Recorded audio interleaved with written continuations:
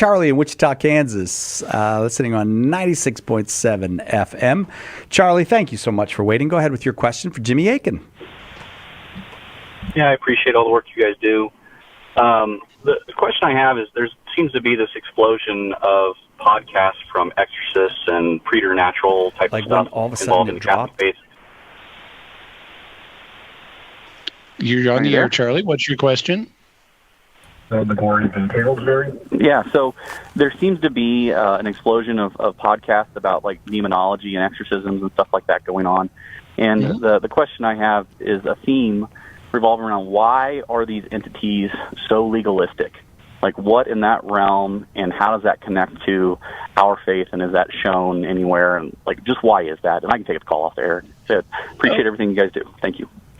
Okay, so I'm aware of, this kind of set of podcasts and videos and things like that are being made by exorcists or devoted to exorcism. And I have to say that there are reasons for caution in this area, because one of the things you find when you study exorcism, which I do, is that the church's teachings in this area are not as extensive as many people think. And there's actually considerable disagreement within the community of exorcists about demons and what leads to possession and how you get them out and what's needed for that and what's not needed for that.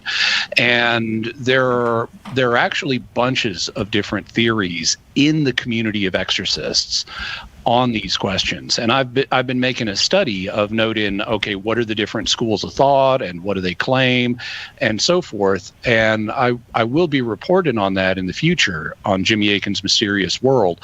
But what I can say for now is the fact that there is such disagreement and diversity among exorcists about demons and what they do, how they do and don't work, that we need to just be very careful and not assume that what we're hearing from any one exorcist or any one group of exorcists is the absolute truth. What we have are a bunch of experience reports.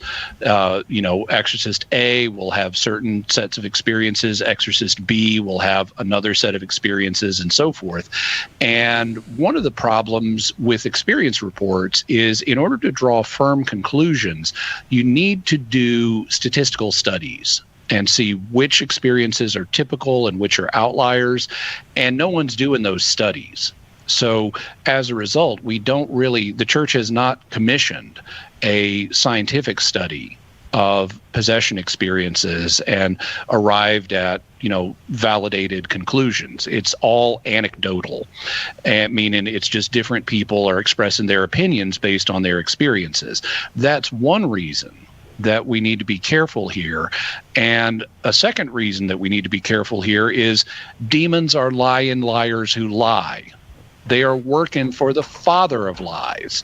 They've been liars since the beginning. And so, consequently, if they think they can mislead Exorcist A by giving him one set of experiences and mislead Exorcist B in a different way by giving him another set of experiences, that's what they're going to do. So you fundamentally can't trust what they say. And that's another reason for caution in this area. So if you've been listening to a particular podcast or a group of exorcists who say demons are highly legalistic, well, I'd say that's interesting. But A, those are only experiences that you and maybe some others have reported, but that's not the universal experience. And B, these guys are trying to deceive you. So don't necessarily trust them in how legalistic they're coming off. In fact, if demons were super legalistic, they wouldn't have fallen in the first place. They'd still be rule-abiding angels up in heaven. They're lawbreakers by definition. And so the idea that they're kind of like Mr. Mxyzptlk in Superman comics, where, you trick them into saying their name backwards, they got to go back to hell for 90 days. that's very unlikely to be true. We're dealing with liars who are rule breakers. And so if they're coming across as we're so super legalistic, we never go where we're not allowed, and we'll definitely get out if someone tells us to legally, that's very unlikely to be true. That's something that should be looked at with, I'm not saying reject it, but with a considerable amount of suspicion.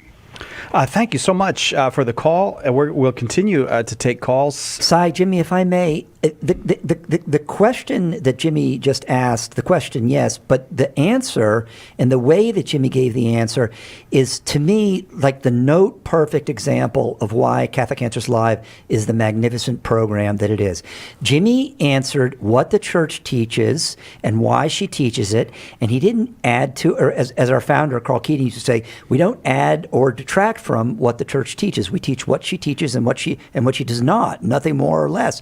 And especially in this world of social media and all kinds of online podcasting and personalities and things of this nature, weeding through all of those sometimes sensational opinions and clickbait, if you will, is a very difficult thing to do. This show absolutely cuts through that. That's why Catholic Answers Live is so trusted. All of the apostolate, Catholic.com, the books that we publish. So my friends, you have confidence in supporting us, that you're supporting even-handed, thoughtful responses to questions as the church teaches, and always with joy and charity.